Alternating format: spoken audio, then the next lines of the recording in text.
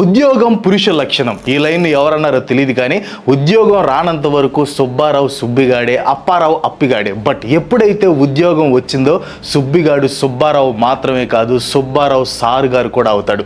ఈ సొసైటీ ఒక ఉద్యోగానికి ఇస్తున్న గౌరవం అలాంటిది. ఆ గౌరవాన్ని సంపాదించుకోవడానికి, ఫ్యామిలీ ఫైనాన్షియల్ స్టేటస్ని ఇంప్రూవ్ చేసుకోవడానికి లక్షల మంది కాదు కోట్ల మంది నిరుద్యోగులు కేవలం వేలల్లో ఉండే ఉద్యోగాల వేటకి బయలుదేరుతున్నారు. ఇంతవరకు బానే ఉంది. బట్ ఈ వేటకి వెళ్ళిన వీళ్ళందరూ కూడా ఒక ర్యాట్ ట్రాప్ లో చిక్కుకుంటున్నారు. ఆ ర్యాట్ ట్రాప్ పేరే కోచింగ్ సెంటర్స్. ఎలుకలకి గింజలను ఎరగా చూపించి వాటిని బంధించినట్లు ఉద్యోగాలను ఎరగా చూపించి 50,000 కోట్ల రెవెన్యూ ఇండస్ట్రీగా మారాయి ఈ కోచింగ్ సెంటర్స్. ఇన్ని వేల కోట్లు ఆస్పిరెంట్స్ నుంచి తీసుకుంటున్నా కానీ కోచింగ్ సెంటర్స్ చేస్తున్నవేంటి? ఒకే క్లాస్ రూమ్ లో 100 మంది స్టూడెంట్స్ ని గొర్రెల మందలా ఇరికించడం, మా కోచింగ్ సెంటర్ లో జాయిన్ అయితే జాబ్ గ్యారంటీ అని ఆస్పిరెంట్స్ కి ఆశలు చూపించడం, ఫీ కట్టిన తర్వాత చదివితే చదువు లేకుంటే లేదని గాలికి వదిలేయటం, ఇలాంటి డార్క్ రియాలిటీస్ ఎన్నో ఉన్నాయి. అందుకే ఈ రోజు వీడియోలో అతి తక్కువ ఫీజు మాత్రమే అని ఆశ చూపించి స్టూడెంట్స్ కి తెలియకుండానే లక్షల డబ్బులు ఈ కోచింగ్ సెంటర్స్ ఎలా లాక్కుంటున్నాయో చూద్దాం. అండ్ ఒకే క్లాస్ లో గొర్రెల మందలాగా 100 మందిని కూర్చోబెట్టి ఫీజు కడితే చాలు క్లాస్ వినకపోయినా పర్లేదన్నట్లు ఎలా చేతులు దులిపేసుకుంటున్నాయో కూడా చూద్దాం. ఇవే కాకుండా ఈ కోచింగ్ సెంటర్స్ ట్రాప్ లో పడి ఆస్పిరెంట్స్ ఇంకెన్ని రకాలుగా మోసపోతున్నారు అనేది కూడా చూద్దాం. వీడియో చాలా ఇంట్రెస్టింగ్ గా మాత్రమే కాదు, రిలేటబుల్ గా కూడా ఉండబోతుంది. సో వీడియోని స్కిప్ చేయకుండా చివరి వరకు చూడండి. కాంపిటేటివ్ ఎగ్జామ్స్ కి ప్రిపేర్ అవుతున్న మీ ఫ్రెండ్స్ కి ఈ వీడియోని తప్పకుండా షేర్ చేయండి. ఈ కోచింగ్ సెంటర్స్ లో ఉన్న డార్క్ సైడ్ ని ఎక్స్పోజ్ చేయాలంటే అన్నిటికంటే ముందుగా కనిపించే షాకింగ్ థింగ్ అక్షయ పాత్ర గదులు. హిందూ పురాణాల్లో అక్షయ పాత్ర అని ఒకటి ఉంటుంది. ఆ పాత్ర నుంచి ఆహారం ఎంత తీసినా కానీ ఇంకా వస్తూనే ఉంటుంది. ఒకవేళ ఆ అక్షయ పాత్ర ఇవ్వటం కాకుండా మనం ఎంత ఇచ్చినా కానీ తీసుకుంటూనే ఉందనుకోండి, అప్పుడు దాన్ని అక్షయ పాత్ర అనకూడదు, కోచింగ్ సెంటర్ క్లాస్ రూమ్స్ అని అనాలి. ఒక ఎగ్జాంపుల్ చెప్తాను చూడండి. ఒక కోచింగ్ సెంటర్ క్లాస్ రూమ్ లో ఉన్న ప్రతి స్టూడెంట్ కూడా కంఫర్టబుల్ గా కాన్సన్ట్రేషన్ తో క్లాస్ వినాలంటే ఆ క్లాస్ రూమ్ లో మాక్సిమం 100 మంది మాత్రమే స్టూడెంట్స్ ఉండాలి అనుకుందాం. అప్పుడే స్టూడెంట్స్ ఎటువంటి ఇబ్బంది లేకుండా క్లాస్ వినగలరు. బట్ ఈ కోచింగ్ సెంటర్స్ ఖర్చు తగ్గించుకోవాలని చెప్పి అడ్మిషన్స్ తీసుకున్న ప్రతి స్టూడెంట్ ని కూడా ఒకే క్లాస్ రూమ్ లోకి తోసేసి 100 మంది ఉండాల్సిన దగ్గర 300 మంది స్టూడెంట్స్ వరకు కుక్కుతున్నారు. బెంచెస్ ఉంటే ప్లేస్ సరిపోదని చెప్పి బెంచెస్ కూడా లేకుండా కింద కూర్చోబెడుతున్నారు. అటు ఇటు జరగటానికి కూడా వీలు లేనంత ఇరుకులో కూర్చోబెట్టడం వల్ల ఫ్యాన్స్ 5 స్పీడ్లో తిరగటం కాదు, అంతకు మించి 10 స్పీడ్ని కనిపెట్టి తిప్పినా గాలి అస్సలు ఆడదు. ఇంకా చెప్పాలంటే అసలు ఊపిరి ఆడదు. గోడౌన్స్ లాంటి క్లాస్ రూమ్స్లో పీల్చిన గాలి మళ్ళీ పీలుస్తూ చెమటతో గొర్రెల మందల క్లాస్ రూమ్లో అంతమంది మధ్య మనం క్లాస్ వినగలమా అంటే 99% మందికి అది అసాధ్యమనే చెప్పాలి. మీలో కొంతమంది అనొచ్చు, మేమేమి గోల్డెన్ స్పూన్తో పుట్టలేదు బ్రో, టీచర్ క్లాసెస్ బాగా చెప్తే చాలు, క్లాస్ రూమ్స్ ఎలా ఉన్నా పర్లేదు, అడ్జస్ట్ అయిపోతామని. Well and good. But dull and bad ఏంటో తెలుసా? మీరు అడ్జస్ట్ అయినా కానీ ఒకే క్లాస్లో 100 మందికి టీచ్ చేయడానికి వచ్చిన టీచర్ తన ఫుల్ పొటెన్షియల్తో కాన్సన్ట్రేట్గా చెప్పాలి కదా. పేర్లు ప్రస్తావన ఎందుకులే కానీ కొన్ని కోచింగ్ సెంటర్స్ ఒకే రూమ్లో 800 మంది 1000 మంది వరకు స్టూడెంట్స్ని కుక్కేసి వాళ్ళకి క్లాస్ చెప్పమని ఒక టీచర్ని పంపితే అతను ఎంతమంది మీద కాన్సన్ట్రేట్ చేయగలడు? మహా అయితే 40 నుంచి 50 మంది. బట్ ఇన్ని 100 మందిని చూసిన తర్వాత అతను ఏమనుకుంటాడు తెలుసా? ఇన్ని 100 మందిని హ్యాండిల్ చేయాలంటే నా వల్ల కాదు, వీళ్ళు వింటే నాకేంటి, వినకపోతే నాకెందుకు, నా సబ్జెక్ట్ నేను చెప్పుకుంటూ పోతా అని అనుకుంటాడు. జస్ట్ లైక్ మరో మనిషి. దీనివల్ల సఫర్ అయ్యేది ఎవరు? అల్టిమేట్గా స్టూడెంట్సే. ఎందుకంటే క్లాస్కి వచ్చిన టీచర్ తోపు టీచర్ అయినా కానీ మీకు ఒక టాపిక్ అర్థం కాకుంటే అంతమందిలో లేచి అడగటం ఇంపాసిబుల్. ఇదంతా కోచింగ్ సెంటర్స్కి తెలిసినా కానీ వాళ్ళు వాళ్ళ ఖర్చు తగ్గించుకోవడానికి చూస్తూ స్టూడెంట్స్ని ఇబ్బందులకు గురి చేస్తున్నారు. మోస్ట్లీ ఈ కాంపిటేటివ్ ఎగ్జామ్స్కి ప్రిపేర్ అయ్యే వాళ్ళలో ఎక్కువ శాతం మంది middle class, below middle class, poor పీపులే ఉంటారు. వాళ్ళు లక్షల డబ్బులు కట్టలేరు. బట్ ఏదో ఆశతో అప్పు చేసో ఏదో ఒకటి చేసో డబ్బులు కట్టి జాయిన్ అవుతారు. జాబ్ రాకపోతే ఇంట్లో వాళ్ళు ఏమనుకుంటారో అని అక్కడే మగ్గిపోతూ ఉంటారు. బట్ కోచింగ్ సెంటర్స్కి వెళ్ళే ప్రిపేర్ అవ్వాలి అని రూల్ లేదు. ఆన్లైన్లో కూడా బెస్ట్ ట్రైనింగ్ ఇచ్చేవాళ్ళు ఉన్నారు. ఫర్ ఎగ్జాంపుల్ లేస్ అకాడమీ తీసుకోండి. గత 5 సంవత్సరాలుగా limited students online live training అందిస్తున్నారు. ఎవ్రీ మంత్ ఒక బ్యాచ్ మాత్రమే తీసుకుంటారు అనమాట. అది కూడా మాక్సిమం 50 స్టూడెంట్స్కి అడ్మిషన్స్ ఉంటాయి. దానికి ఒక లైవ్ వెబినార్ కూడా పెడతారు.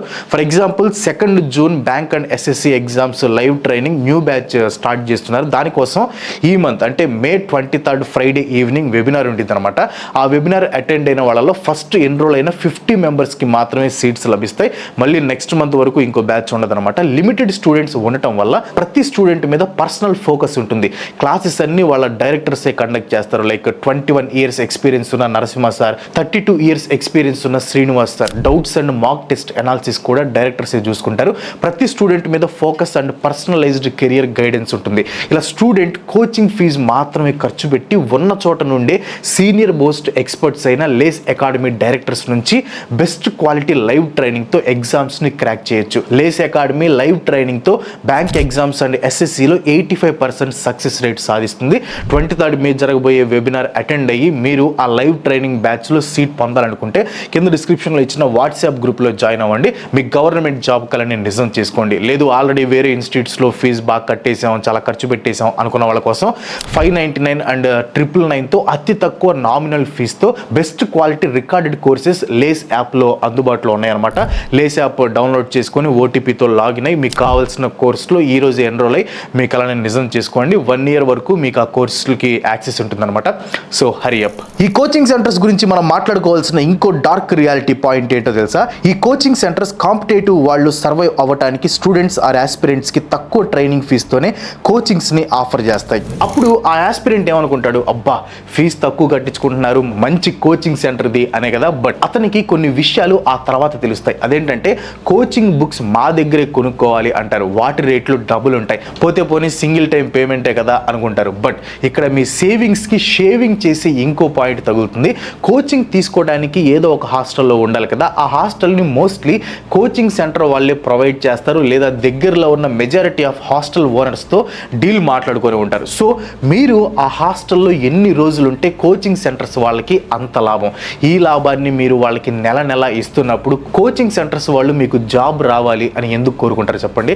మీకు జాబ్ వచ్చేంత మంచిగా టీచింగ్ చేసి మిమ్మల్ని పంపించాలి అని ఎందుకు అనుకుంటాయి? మీరు ఎంతకాలం వాళ్ళ దగ్గర కోచింగ్కి ఉంటే వాళ్ళకి అంత లాభం. డబ్బులు ఊరికే రావు. జస్ట్ ఒక్కసారి ఈ క్వశ్చన్స్ గురించి థింక్ చేయండి. కోచింగ్ సెంటర్స్ వెనక ఉన్న డార్క్ నేచర్ ఏంటో మీకు అర్థమవుతుంది. బట్ ఇలా అర్థం కాకుండా చేయడానికి ఈ కోచింగ్ సెంటర్ స్టూడెంట్స్కి అంతా నేర్పిస్తున్నట్లు, వాళ్ళకి జాబ్ రావడం కోసం స్టూడెంట్స్ కంటే కోచింగ్ సెంటర్స్ ఎక్కువ ట్రై చేస్తున్నట్లు ప్రొజెక్ట్ చేసుకునే పాయింట్ ఏంటంటే daily exams or weekly exams. Competitive ఫీల్డ్లో ఉన్నప్పుడు ఎన్ని ఎగ్జామ్స్ రాస్తే అంత better. But majority of coaching institutes చేసే పని ఏంటంటే కాన్సెప్ట్లు స్టూడెంట్కి అర్థం అయ్యాయా లేదా అనేది కూడా పట్టించుకోకుండా స్టూడెంట్స్కి వచ్చిన డౌట్స్ని కూడా క్లియర్ చేయకుండానే ఎగ్జామ్స్ పెట్టేసి లైఫ్ ఈజ్ ఏ రేస్ అని చెప్పి ఆ యాస్పిరెంట్స్కి క్వశ్చన్ చేయడానికి కూడా టైం లేకుండా చేస్తాయి. ఎగ్జామ్ పెట్టిన తర్వాత ఆ ఎగ్జామ్ పేపర్ ఎక్స్ప్లెనేషన్ సెషన్ ఒకటి పెడతారు. ఆ ఎక్స్ప్లెనేషన్ ఇచ్చే టీచర్ కూడా వీళ్ళకి అర్థమయ్యేలా చెప్పడం నా పని కాదు, క్వశ్చన్ పేపర్కి ఆన్సర్ కంప్లీట్గా చేయడం నా పని అనుకుంటూ మొక్కుబడిగా చెప్పేసి వెళ్ళిపోతారు. 100 మంది మధ్యలో ఉన్న మీకు 3వ క్వశ్చన్కో 4వ క్వశ్చన్కో డీటెయిల్డ్ ఎక్స్ప్లెనేషన్ కావాలనుకో, నిజంగా అంతమంది గొర్రెల మంద ముందు లేచి అడగటం మీ వల్ల అవుతుందా? ఖచ్చితంగా అవదు. ఇన్ కేస్ మీరు ఇంట్రోవర్ట్ అయితే ఈ క్వశ్చన్ మిమ్మల్ని అడగాల్సిన పని కూడా లేదు. కోచింగ్ సెంటర్ వాళ్ళకు కూడా ఇదే కావాలి. వాళ్ళు చెప్పింది మీరు విన్నా వినకపోయినా పర్లేదు, కానీ లేచి క్వశ్చన్ మాత్రం అడగకూడదు. అందుకే అలాంటి ఎన్విరాన్మెంట్ని క్రియేట్ చేస్తారు. ఈ కోచింగ్ సెంటర్స్ చేసి ఇంకో కన్నింగ్ థింగ్ ఏంటంటే, ఒక ఆస్పిరెంట్ ఒక పర్టికులర్ కోచింగ్ సెంటర్స్కి ఎందుకు వెళ్ళాలనుకుంటాడు? అక్కడ టీచ్ చేసే టీచర్స్కి మంచి పేరు ఉండటం వల్ల. ఇదే సోల్ రీజన్ కాకపోయినా కానీ ఇది మెయిన్ రీజన్ అవుతుంది. ఈ విషయం తెలిసిన కోచింగ్ సెంటర్స్ వాళ్ళ అడ్వర్టైజ్మెంట్స్లో పాపులర్ టీచర్ ఫొటోస్ని ఇంక్లూడ్ చేస్తారు. ఎక్కడ బోర్డ్స్ చూసినా వాళ్ళే కనిపిస్తారు. బట్ వన్స్ ఆ కోచింగ్ సెంటర్లో జాయిన్ అయితే ఆ టీచర్ మీకు కనిపించే ఛాన్సెస్ చాలా తక్కువ ఉంటాయి. ఎందుకంటే ఆ బెస్ట్ టీచర్స్ మెయిన్ బ్రాంచ్లో మాత్రమే ఉంటారు. మీరు ఎక్కడో సబ్ బ్రాంచ్లో జాయిన్ అయి ఉంటారు. మీరు మెయిన్ బ్రాంచ్లో జాయిన్ అయినా కానీ ఓన్లీ టాప్ సెక్షన్కి మాత్రమే ఆ టీచర్స్ వెళ్తూ మీకు సెకండ్ గ్రేడ్ టీచర్స్ని అలాట్ చేస్తూ ఉండొచ్చు. దీనివల్ల మీకు ఉన్న ఇంట్రెస్ట్ సగం పోతే మిగతా సగం ఆ ఇరుకైన ఎన్విరాన్మెంట్, క్వశ్చన్ చేయలేని అట్మాస్ఫియర్ కలిపి తీసేస్తాయి.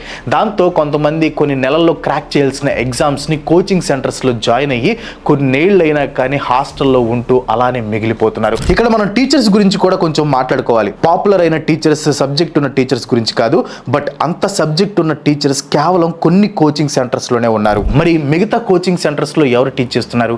వాళ్ళ క్వాలిఫికేషన్ ఏంటి? నిజంగా వాళ్ళకి సబ్జెక్ట్ నాలెడ్జ్ ఉందా? సబ్జెక్ట్ నాలెడ్జ్ ఉన్నా కానీ టీచింగ్ మెథడాలజీ వాళ్ళకి వచ్చా?